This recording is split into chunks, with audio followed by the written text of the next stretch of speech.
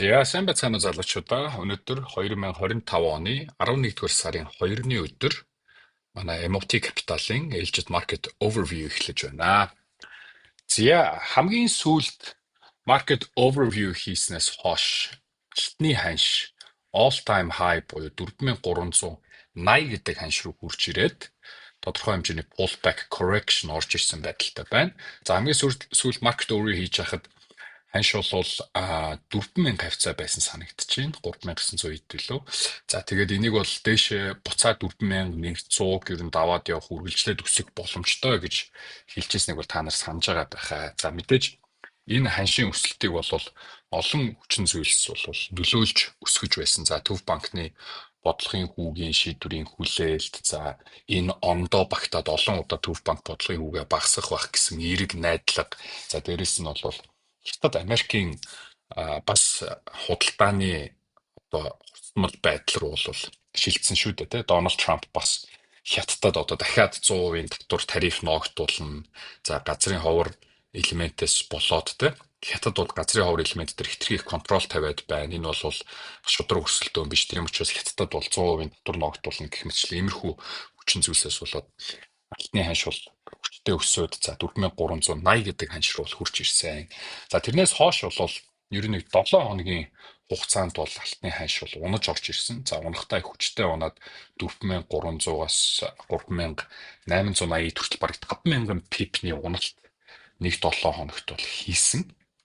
За энэ бас яагаад ингэж унсан бэ гэхээр Америк Дональд Трамп бол Хятадтай хэлэлцээрт хүрч байгаа гэдгээ бол мэдэгдэж эхэлсэн. За мөн Хятад Америкийн хооронд trade truce буюу те худалдааны бас эв наримтлалын нөхцөл байдал бүрдэж байна гэдэг мэдээнүүд гарч эхэлснээр бол алтны ханш бол унаж эхэлсэн. За мөн өнгөрсөн 3 дахь шөнө Монголын цагаар 3 дахь өнгөрөөд 4 дахь үүрийн 2 цагаар Төв банкны бодлогын хүүгийн шийдвэр гарсан. За Төв банк бол бодлогын хүүгээ 25 basis point буюу 0.25%-аар багасгасан байгаа. За энэ 10 сарын уулзалтаар багасгана гэдэг бол бараг 99%-тай бол зах зээлд бол ойлгомжтой байсан. Мөн ханшид бол алтны ханшид за бусад доллар индекс болон хөрөнгөний зах зээлийн ханшид бол аль хэдийн нөлөөлж өгсөн байсан. За хамгийн гол зүйл юу байсан бэ гэхээр 10 сард буулгачаад за цаашид 11 сар 12 сард яах юм бэ гэдэг хүлээлт бол их өндөр байсан. За Жером Паулын хувьд бол Төв банкны бодлогын үеийн шийдвэрийн араас хэвлэлийн баг хурал дээр мэдээлэл хийхдээ бол за яг энэ жилдээ дахиж багасгах гэдэг бол за тодорхойгүй байна. Ер нь баг багасахгүй байхаа гэдэг зүйлийг бол ярьчихсан шүү. Тэгээ сая өнгөрсөн за хэдэн билет энэ чинь Солонгост олон орнуудын уулзалт болсон. Тэр уулзалтаар бол Дональд Трамп за Ши Жинпин хоёр уулзсан. За Дональд Трамп Ши Жинпин хоёр бол хоёулаа уулзаад гар бариад видео явж байсан та нар үзсэн байх те. За мөн тэрэн дээр бол Трамп ерөнхийдөө фентанил гэдэг зүйл эмийн бодис те фентанил дээр тавьсан татварыг бол 10% болгож буулгасан гэж ерөнхийдөө бол Дональд Трампын зүгээс бол буултууд их хийсэн. Тэгэхээр яг тэр уулзалтан дээр бол худалдааны хэлэлцээрийн гарын үсэг бол зурагдаагүй. Гэхдээ 11 сарын 1 гэхэд 100% тариф татвар тавина гэж хэлсэн нь бол хойшлогдсон эсвэл байхгүй болсон. За тэгээд худалдааны хэлэлцээрт юу гарын үсэг зурх байхаа гэсэн ийм нөхцөл байдал руу бол зах зээл шилжсэн. За суур учир шалтгааны хувьд бол нэг ийм хүчин зүйлсүүд бол явж байгаа. За Америкийн засгийн газрын хувьд бол одоо хүртэл нөгөө төрийн байгууллагууд хаалттай government shutdown хэвээр байгаа. Тэгэхээр бид нэр 10 сарын non-farm payroll мэдээ гарсангүй. За 11 сарын non-farm payroll дараа 7 хоногт хэрвээ төрийн байгууллага нэгдэх юм бол гарна. За CPI буюу инфляцийн метрик мэдээ бол гарсан. Тэр бол 3% дээр гарсан байна. Хүлээлт нь бол 3.1% байсан. За тэг яг гарсан тоо баримт нь бол 3% байсан. Тэгэхээр инфляцийн хувьд болохоор жоохон өсөлттэй гарч чаад байгаа шүү. Ер нь 2.6%, 7% гэж явжсэн ингээ 3% руу гараад ирсэн. Тэр бол нэг бас анзаарах ойлгох хэрэгтэй. За алтны ханш 4000 гэдэг ханш дээр бол өнгөрсөн 5 дахь өдөр хаагдсан байна. За тэгэд ер нь зүг чиг хаашаа яваа юм бэ гэдэг талаар бүгдээрээ ярилцъя. За хамгийн нэгдүгээрт ярилцах зүйл бол алтны 1 сарын графикийг харах хэрэгтэй. 1 сарын график дээр тавиад за 1 сарын график бол 10 сард 9 сард ханш одоо 3850 гэдэг ханш дээр хаагдчихад 10 сард бол 4380 гэдэг ханш руу дээд цэгээ хүч хийчээд за сая 10 сарын 31-нд 1 сарын ла хаагдсан. Энэ хаагдталтнэр бол дээрээ урт зүү тогтоосон. За доороо бол жижиг биетэй буюу шийдвэргүй candlestick. Ерөнхийдөө бол зах зээлд энэ candlestick-ийн за тэр тусмаа урт цагийн зурагт дээр бол зах зээл ерөнхийдөө топ хийсэн, оройгоо хийсэн гэдгийг бол илтгэдэг. За өмнө нь тэгвэл 1 сарын candlestick иймэрхүү урт зүйтэй, эн чинь бол нэлээд том candlestick. За дээрээ урт зүйтэй, жижиг биетэй болчихсон байгаа үед зах зээл дээр ямар нөлөөлөл ирж ирснийг бол бүгдээрээ харъя. За өмнө нь за энэ 2007 он руу явах нь цаашаа энэ арай илүү наантай. 11 онд бол за нэг энэ бол гэхдээ энэ candlestick-тэй харьцуулшгүй candlestick. Ягаад тэгэхээр дээрээ богино зүйтэй, доороо candlestick их бий бол том байна те. Тэгвэл тэрнээс гадна ханш өсөж ирээд за энд нэг doji candlestick гаргачихсан байна те. Дээрээ зүйтэй, доороо зүйтэй их бий жижиг. За энэ бол шийдвэргүй байдлыг 2000 гэдэг ханштай илтгэжсэн байна. За энэс хойш алт доошоо унаад pullback consolidation хийжсэн байна. За энэний дараа өсөлт орж ирээд за мөн энэ 22 оны 3 сард мөн ялгаагүй дахиад 2070 гэдэг ханш дээр хурж ирээд ханш дээрээ зүйдтэй доороо жижиг биетэй болоход мөн ялгаагүй pullback consolidation орж ирж ирсэн байна тийм ээ. За дараа нь дахиад ханш өсөж гарч ирээд мөн энд дээрээ зүйтэй доороо жижиг биетэй гарахад тодорхой хэмжээс жижиг pullback орж ирж ирсэн байна. За тэгээд цаашдаа мөн энд ч гэсэндээ нэг дээрээ урт зүйтэй доороо жижиг биетэй candlestick гарч ирэхэд ер нь бол тийм айхтар өсөлт үзүүлэхгүйгээр бас л дараагийн сарын candlestick бол дээрээ зүйтэй жижиг биетэй шийдвэргүй consolidation явж ирсэн гэсэн үг. За хамгийн сүүлд энэ 25 оны 4 сарын 1-нд тэ анх Америк хятадын одоо Дональд Трампос болж худалдааны дайны асуудал үүсгэхэд бол ханш 3500 гэдэг ханш руу үрж ирчээд за доошоо унжижсэн. За тэгээд candlestick хаахт бол жижиг биетэй хоёр талдаа зүйтэй хаагдчихад араас нь бол нөгөө 3-4 сарын туршид consolidation хөдөлгөөн явж ирсэн байх нь тийм ээ. Тэгэхээр яг одоо алтны ханш бол дээрээ урт зүйтэй доороо жижиг биетэй ингэж хаагдсан гэж үзээд хэрвээ өнгөрсөн түүх дахин тавтагдах юм бол за айхтар уналт ирдэггүй маа гэхэд нэг айхтар өсөөд байхгүй consolidation байдал руу орох боломжтой бол харагдаж байгаа. За мөн нэг сонирхолтой бас индикаторыг харуулах хэрэгтэй байна. За relative strength index буюу RSI index 1 сарын зураглал дээр юу гэж харагдаж байгаа вэ гэхээр сүүлийн эн чинь бараг 40-50 жилд билүү дээ. RSI 1 сарын график дээр илүү орж ирж исэн тохиолдол байхгүй. Тэгэхэд RSI index бол яг одоо сая бүр ханш хэдийгээр бүр ингэж унаад хаагдсан ч гэсэндээ 1 сарын RSI эрдээр хിവэрэ байна. Тэгэхээр дараагийн одоо энэ 11 сард хэрвээ жоохон уналт орж ирэх юм бол энэ RSI бол жоохон доошо бууж орж ирэх хэрэгтэй тийм ээ. За тэгээд дахиад дэшээ явах боломж нь бүрдэж болно. Тэгэхээр RSI-г хараад за мөн 1 сарын candlestick-ийн нөхцөл байдлыг ингээ харахад бол за энэ 11 сар их тийм өнгөрсөн одоо 9 сарын шиг 10 сарын шиг тийм айхтар хүчтэй өсөлт бол гарахгүй юм биш үү. За айхтар одоо ундаггүй маа гэхэд ядаж consolidation орж ирэх юм биш үү. Ер нь 12 сарын ихэр ч гэсэндээ жоохон consolidationтэй байх юм биш үү гэдэг ийм таамагийг бас гаргаж болохоор дүр зураг харагдаж байгаа. За энэ алтны CFD ханш гэхээс илүүтэй мөн алтны яг бодит futures ханшийг бас бүгдээрээ харъя. Алтны futures ханш бол за одоо энэ 1975 оноос хойш тийм ээ. Энэ 80 оны 3 сард бол алтны ханш 800-900 долларт хүрч байхад бол энд бол RSI ирлүү ирж исэн байна. За энэс хойш бол RSI ирлүү ирсэн тохиолдол ерөөсөй байхгүй гэж хагаад за одоо ингээд 45 жилийн дараа юу те RSI бол анх удаага дахиад ирлүү ирсэн байгаад байна. Тэгэхээр өмнө нь бол RSI ийм өндөр үзүүлэлттэй орж ирэхэд бол consolidation pullback бол орж ирж исэн байна. Тэгэхээр алтны ханш те дахиад ер нь топ хийсэн биш үү гэдэг нөхцөл байдлыг бол харуулж байгаа. За та нар бас энэ GC1 анхаарлын тэмдэггээ хайх юм бол яг алтны futures ханш бол гарч ирнэ. Тэгэхээр CFD буюу одоо бидний Forex зах зээл дээр арилждаг энэ инструментал маань болвол алтны futures-с derive хийх буюу үүсгэж гаргаж авсан ханш гэдгийг бас та нар ойлгох хэрэгтэй. За техник зураглал руугаа илүү бага цаг руугаа оръё. За бага цагийн техник зураглалыг нэг өдрийн график дээр гаргаад харах юм бол за нэг өдрийн яг RSI-г харуулчих.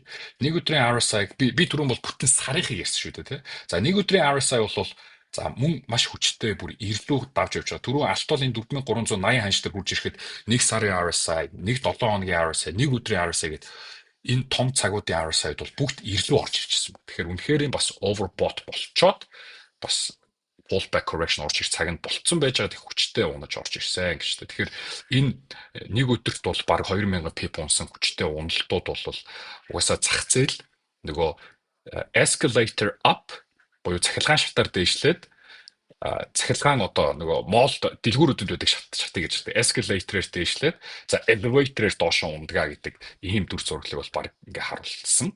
Гэхдээ яг энэ 3300-аас эхэлсэн өсөлттэй харьцуулахад энэ уналт бол бас юу ч биш. Зүгээр л pullback consolidation байдал харагдаж байгаа гэдгийг ойлгох хэрэгтэй. За нэг өдрийн RSI бол хангалттай доош унчихсан. За бүр магадгүй өшөө жоохон доош унаад ишээж хурж ирэх боломжтой дүр зураглал харагдаж байгаа. За 7 хоногийн зураглалыг харъя. За 7 хоног бол бас ирлүү хурж ирчээд pullback хийсэн байдалтай ингэ явж байгаа. Тэгэхээр нэг өдрийн гинэ уучлаарай. Нэг сарын RSI унахын тулд эн чинь 4-7 хоног явна тийм үү? За мөн 30 өдөр явна. Тэгэхээр энэ 30 өдрийн хооронд ханш consolidate хийж өсөж барьж явж байгаа буцаад доошоо унаад ингээд нэг сарын RSI-г жоохон унгах дүр зураг боломж гарч иж болно гэж би бол хувьдаа харж байгаа. За тэгээд 4 цагийн график руу оръё. За 4 цагийн график руу ороод харахад за зураглалд бол шууд ийм шулуун дэш ерөөсө татаал өсөд явж исэн. За энийг бол одоо сүүл рүүгээ ямар ч техник дүр зургалт зураад одоо оройг нь олох гээд байх баг боломжгүй дээшээ шууд өсөд их хүчтэй явж исэн. За харин нэг өдрийн график дээр харах юм бол нэг ийм дүр зураг харагдаж байна.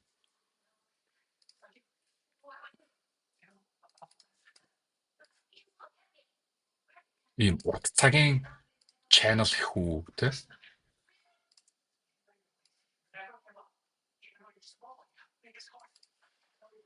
Нэг юм урт цагийн channel шиг дүр зураг харагддаг.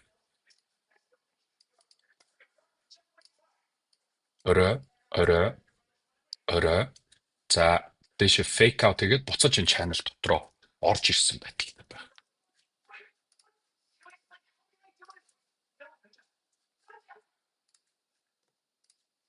Энийг яг midline-тай channel татдаг.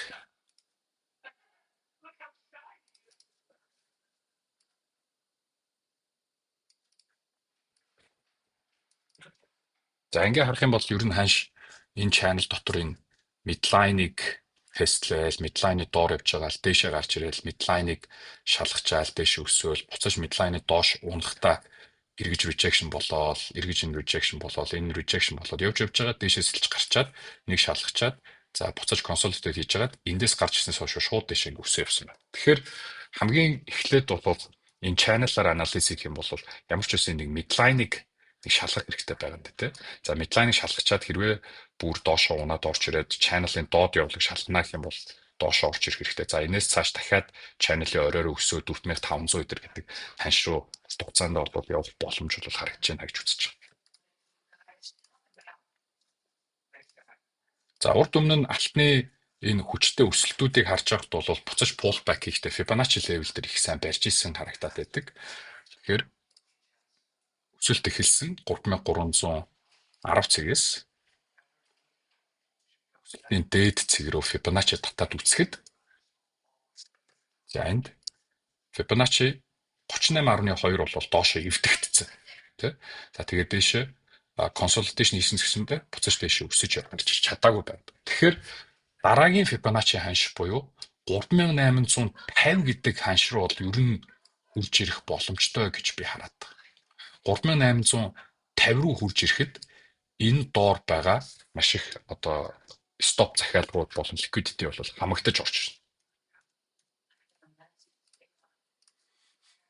За тэгээд илүү жижиг цагийн график хэлбэлээ 4 цагийн графиктаар харах юм бол эхний ханш. За эхлээд ханш бодвол өмнө нь хараа. Энд 4200 гэдэг ханш руу хурж ирчээ доошо pullback хийсэн. Тэ? Доошо pullback хийгээд унсан. За энийг сэтэлж гарчаад буцаж шалгаад эн чинь баг 3-4 ч удаа шалгаж энд левел тогтоож жагаад дээшээ өсөө гараа авсан. За өсөж гарч явчаад хурж ирээд доошо хүчтэй унаад нэг шалгасан. Нэг шалгаад энэ 4200 гэдэг түвшинг барьсан. За тэгээд дахиж дээш өсөөд өмнө нь бол энэ 4378 өгсөн байсан. За 4380 руу хурж ирж жоохон хамралт хийчээд за тэгээд тэр чигээрээ доошо энэ 4200 гэдэг левелийг доошо сэтлээд гараад унаад явчихсан. За тэгээд буцаж хурж ирж ерөнхийдөө бол энэ 4200 гэдэг түвшинг бол шалгасан. За унсан. Дахиад дээшээ татаж гарч ирсэн. Гэхдээ энэ өмнөх түвшинг дээшээ сэтэлж чадаагүй. Lower high хийгээд үргэлжлээд доош унаа явсан. Lower high хийсэн. Окей. За ингэж явахдаа яасан бэ гэхээр өмнө нь ханш 4050 гэдэг түвшин рүү хурж ирчээд доошоо 3950 руу унж ирсэн. За тэгвэл энэ түвшин өмнөх rejection болж ирсэн түвшин ханш маань хүчтэй савлаж унаж орж ирж байхдаа дээшээ зүү татаад хаагдаад дахиж зүү татаад хаагдаад энэ түвшнөөс доошоо ерөөсөө candlestick хаагдахгүй хамгаалж барьж ирсэн. Тэр дахиж support төрөл барьж ирсэн мөз. За тэгж барьж байгаад сая 10 сарын 27-нд доошоо нэвтлээд унсан. За тэгээд мөн ялгаагүй одоо lower high гэдэг хийсэн тийм ээ. За тэгж байгаад ханш сая Төв банкны мэдэгдлийн дараахан сая 5 дахь өдөр байна уу та. Дээшээ шалгаж орж ирсэн. Тэгэхээр яг 4044 лөө ирсэн ч гэсэндээ ерөнхийдөө яг 4050 хавцаа болоо шалгасан гэж энийг бол үзэж болно. Тэгээд зүү татаад за одоо энд нэг юм consolidation хийсэн байдалтай дүр зураг харагдаж байна. Тэгэхээр энэгээр юу ч хэлэх гэдэг нөхөр алт маань доошоо унахдаа левелөө тогтоогоод нэг юм за энэ бол нэг орон зай тийм үү 4150-аас 4050-ийн хооронд орон зай. За одоо 4050-аас 4900-ийн хооронд бас нэг орон зай гаргачихсан байгаа тийм ээ гэж үзэж байна. Энэ бол өмнөх rejection. Дэшээ сэтлээ гараа авсан. За хурж ирээ шалгасан. Support барьсан юм байдалтай байна. За энд 3950 дээр өмнөх одоо support liquidity байсан. Энийг бол доошоо хамсан. За тэгээд би бол одоо ханшиг юу гэж харж байна вэ гэхээр Төв банкны бодлогын үеийн шийдвэр энэ жилдээ дахиж одоо буулгахгүй гэж яригч байгаа. За мөн хятад Америкийн худалдааны асуудал бол цэгцэрчгсэн гэж яг хэлэхгүй цэгцэрч байгаа гэхүү дээ. Яг бас trade deal одоо гэрээ гар үсэг зурагдаагүй байгаа шүү дээ. Гэхдээ энэ нэг айхтар хурцтаад байхгүй болов. За бас арайч одоо Трамп ШЖП хоёр уулзаад гар хөлөө барилцаа Трамп бас тодорхой хэмжээний буулт хийчээ дахиад Трамп одоо солиорол тариф тавина гэд эхлэхгүй л болвоо да тэгэх магадлал нь бага болов гэж үзэж байна. За тийм учраас алтны ханшиг дахиад доошоо энэ 3900 левелийг дахиж нэг доошоо хамаад за ер нь бол нөгөө түрүүний ярьсан урт хугацааны ч байх те сая энэ 9-10 сард өссөн өсөлтийн Fibonacci 50 түвшин рүү ямар ч байсан хурж ирэх болов уу гэж харж байна. Окей. Ингээд түвшинтэй нэг тодорхой болчих.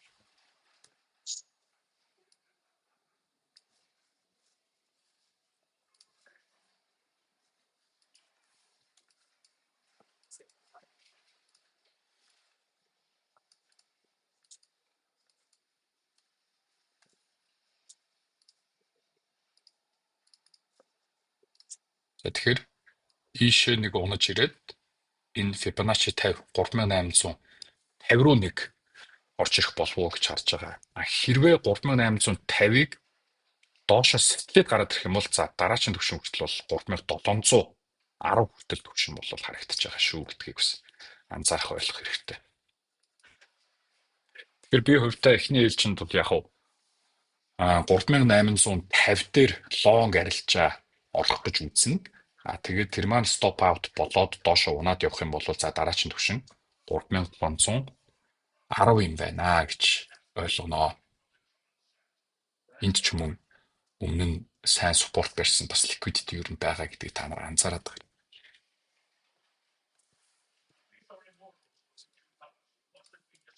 За тэгэхээр дараа 7 хоногийн game plan буюу арилжааны төлөвлөгөө юу нь юу байх вэ гэхээр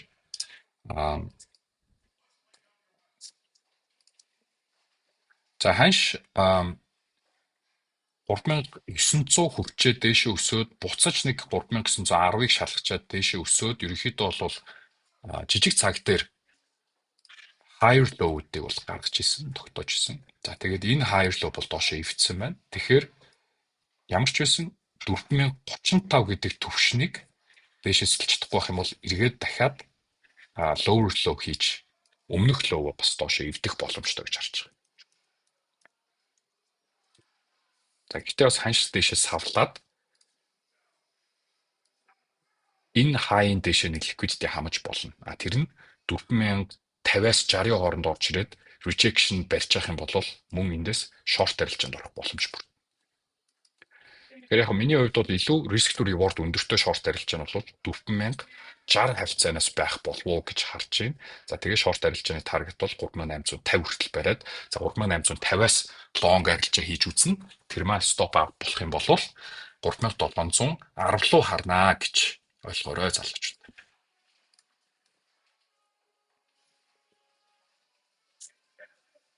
Тэгээ яг доод ёроолуудыг дээд оройнуудтай холбоод үзэх юм бол нэг ийм зураг бас гарч ирж байгаа. Тэгэхээр энэ зураглалыг биелүүлээд ханш доошоо унах юм бол 3800 750 маяг гэд ханш гарч ирдэг. Тэгэхээр одоо юу гэдэг дараачийн өсөлт орж ирэх урт хугацааны одоо том өсөлт явагдах зураглалаа харах юм бол ханш 3750 руу хурж ирээд доороо ийм 3 тач хийчих юм бол энэ бол бүр perfect төгс bullish pattern бол. Энэс тийшээ гарч ирээд ингээд өсөх магадлал нь үсээ гараад байна. Тийм ээ. Өмнө нь ч гэсэндээ ханш гоё pattern хийж байгаа, triangle pattern хийж байгаад тийшээ өсөд гараа явсан шүү дээ. Тэгэхээр ийм bullish pattern хийгээсэй гэж би хүсэж байна. Тэгэхээр доошоо ямар ч байсан нэг уналт явах хэрэгтэй байна гэдэг. Уналт явахгүй уучлаарай. За уналт явахгүй гой зураг харагдахгүй байх юм бол алт ингээд дэше өсөж мөсөөд дараачийн level level руу орж ирэх юм бол ерөөхдөө бол миний сонирхлыг бол татахгүй. Би эх 7 хоногт арилжаа ихгүй харж байгаа. За дараа 7 хоног төлөвлөгөөний гарганаа л гэж ойлгож байна. За алтны зураг юм байна. Тэгэхээр яг одоогийн байгаа зураглал дэше өсөхөд бол хангалттай аятайхан зураглал үүсгээгүй байна. Мөн хамах ёстой level-үүд доошоо хамагтаагүй байна гэж ойлгох хэрэгтэй. Мөн нэг сарын RSI-г бодох хэрэгтэй, мөн нэг сарын candlestick-ийг бас харах хэрэгтэй. Тэгэхээр long арилжаанд орохдоо бол илүү боломжтой байх хэрэгтэй хаа гэж бодож байна. За доллар индексийн талаар ярив. За доллар индекс нэг өдрийн графтаар харахад бол ерөөхдөө bottom out хийгээд дэше өсөх гээд явж байгаа дүр зураг бол таамаг харагдана. За доллар индексийн market structure DAO-ыг ярих юм бол high, lower high, lower high, lower high, lower high, lower high, lower high, lower high, lower high хийж хагаад lower low хийчихэд higher low, higher low, higher low. За тэгээд энд өмнөх lower high дэше эвдсэн байгааг та нар анзаараарай. Тэр ерөөхдөө market structure shift хийгээд өөрчлөгч нэ гэсэн үг. Доллар бол ер нь доошо нэг унахаар дүр зураг бол одоо харагдахгүй болоод ирж байна гэж. Тэгэхээр дараачийн хай бол 100 дээр байна. Тэгэхээр ханш бол ам долларын ханш бол ямар ч гэсэн 100-г ирж шалгах байх. За 100-г дээшээ сэтлээ гараад явах юм бол дараачийн түвшин рүү бол өсөх ийм дүр зураг бол харагдаад явчихсан шүү. Market structure өөрчлөгдөж байна. Тэгэхээр за USD JPY бол энэ хийжсэн маш цэвэрхэн bearish pattern-аас бол дээшээ гараад ирсэн. Өмнөх market overview-гээр бол энэ энэ паттерны дээр явж хахад бол дээшээ нэг pullback хийчихэд унаа гэж хэлжсэн. Тэгээд унчаад хүчтэй зүйдтэй дээшээ өсөд буцаа гараад ирсэн байна. USD JPY-ийн хувьд ч гэсэндээ ер нь бол market structure shift гэдэг өөрчлөлтүүд явчихсан. Энэ нэг левелээсээ дээшээ гарч ирээд буцаж шалгачаад одоо левел барьчихсан. Тэгээ өсөх хандлагатай дүр зураг харагдаж байна. Тэгэхээр USD JPY-ийн дараагийн түвшин бол 158.60 байна. За тэрний дараагийн түвшин бол 162 байна гэж ойлгоорой. За GBP USD энэ паттернс дэшээ гарч ирсэн. Ер нь энэ Fibonacci дээр ингээ явчих болов гэсэн нэлээд зүг татаж барьж ирж байгаа. Тэгээ доллар индекс өсөөд GBP USD унаад ороод ирсэн. За GBP USD та нар харах юм бол мөн market structure бол өөрчлөгдсөн байгааг харж байгаа тийм. Low эвдээд гараад ирсэн. Lower хийчихсэн. За энд lower high хийгдчихсэн. Тэгэхээр pullback хийгээд үргэлжлээ доош унах юм дүр зураг харагдаж байна гэж байна.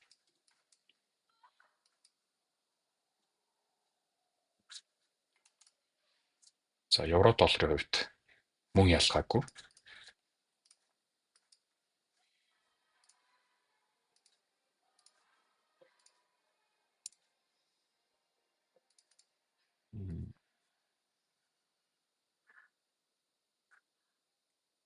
За энэ их тийм бо цэвэрхэн зураг гэхгүй байгаа. Гэхдээ нэг юм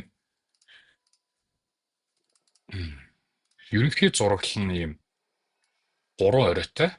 Тэгээд нэг юм bearish pattern-аас бол доошо сэтгээд гараад ирсэн юм шиг дүр зураг. За тэгээд дэшээ check хийчихэд доошо унж байгаа. За мөн энд 1.15 50 гэдэг түвшин бол сайн барьж исэн бол доошо унаад lower хийчихсэн. За одоо евро долларын хувьд бол энэ 1.14 дээр байгаа левел рүү үргэлжилж унахаар юм дүр зураг харагдаж байна. За тэгээ яг бусад долларын хослолууд дээр бол та нар өөрсдөө дүн шийдэлгээ хийчих байх. За биткойны хувьд за ер нь бас топ хийчихсэн.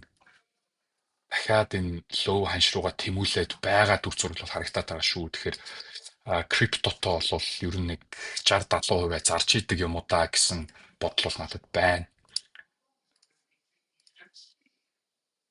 За яг нэг өдрийн candlestick-ийн хувьд бол хараахан энэ 106,000 ханшнаас доош хаагдаагүй байгаад байгаа шүү. Хаагдаагүй байгаад байгаа гэдэг ойлгоо. Хэрвээ ханш 106,000-аас доош хаагдах юм бол үргэлжлээд за 98,000-аас доош унаж ирэх боломжтой. 95,000 руу унаж ирэх боломжтой дүр зураг бол харагдаж байна гэж ойлгож байна. За миний хамгийн их анхаарал хандуулж байгаа зүйл бол Nasdaq болон S&P 500 за индексүүд бол бүх цаг үеийн дээд ханш дээрээ бүр дээдийн дээд ханш дээр хүрээд ирчихсэн. За одоо бол жилийн эцэс рүү pullback correction орж ирэх магадлал бол тун өндөр ийм дүр зураг харагдаад байна. Тэгээд сая өнгөрсөн 7 хоногт чинь том технологийн хувьцаануудын бүгднгийнх нь ашиг орлогын мэдүүлэг earnings мэдээнүүд гарчихсан.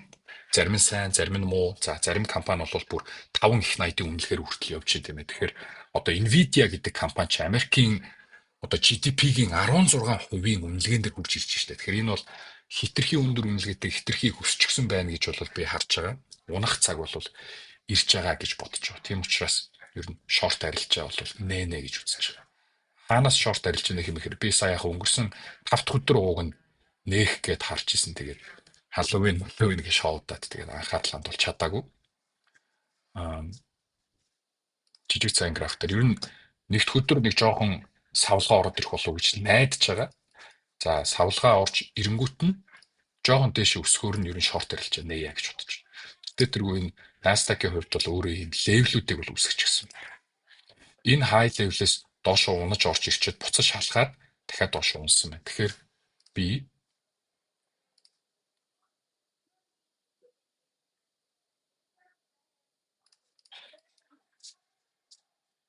Nasdaq дээшээ жоохон өсөж гарч ирээд за энэ зүүнний орой дээр гарч чадахгүйгээр 26,000 хавцаа хурж ирээд барьж явах юм бол шорт арилжаа хийн.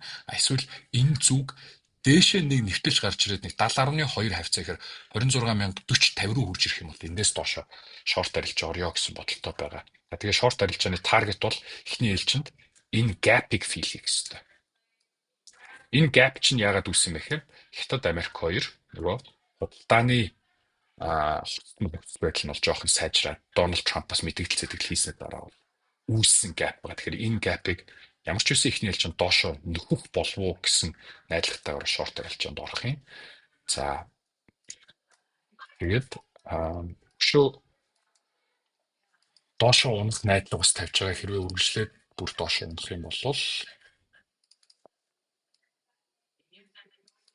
энэ Nasdaq бас ийм channel дотор явж байгааг та нар анзаарсан байна.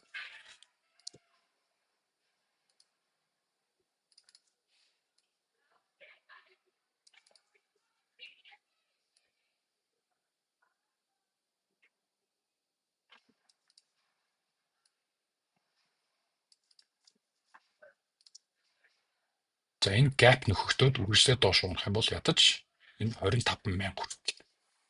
Жишээ нь 8,000 пипний арилжаа нэгдүгээр зургал харагдаж байгаа. S&P 500 мөн ялгаагүй. Аль алин дээр нь ч арилжаа хийж болно те. Nasdaq S&P 500. Лото төв зүг тохируулаад арилжаа хийх, шорт арилжаа хийх бол боломж харагдаж байгаа.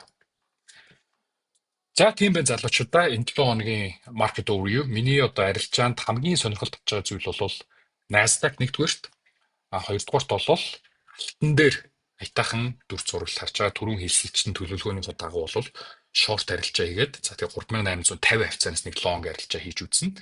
Болохгүй байх юм бол 3720-оос үзнэ гэж. Түүнээс яг тэр нөхцөл байдал бүрдэхгүй байх юм бол ер нь арилжаа хийхгүй өнжих хандлагатай байгаа гэж та нар маань ойлгоорой.